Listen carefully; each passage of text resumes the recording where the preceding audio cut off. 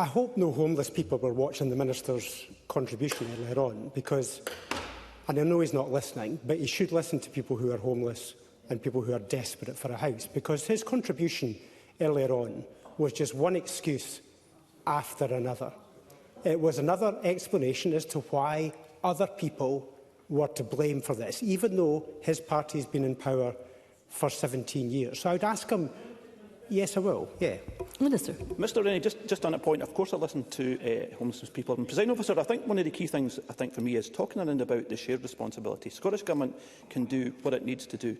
But in terms of the financial context, that is really an important part of that. And I hope Willie Rennie and his Lib Dem colleagues will ask the UK Government, when it comes to the budget, to reverse the 9% capital budget cut, the 62% financial transactions, and also look in terms of local housing allowance. This makes an impact. On what and how homelessness is affected in Scotland. So I hope we'd be able to do that, but it's about shared responsibility, Mr Rennie. Mr Rennie. Is that what he says to his constituents who come to him desperate for a house? Does he go on about percentages?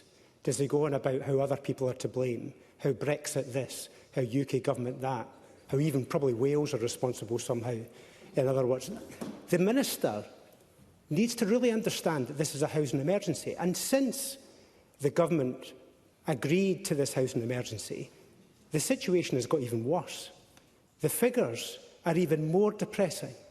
The number of new starts has plummeted. The number of children in temporary accommodation is now over 10,000, which is the highest it's been since his party came to power. The highest it's been. He should be ashamed of his government's record, but instead he invests more time in hunting for excuses as to why his government has failed and why it's somebody else's problem. That's the impression that I get, and I know that's the impression that many people get across the country.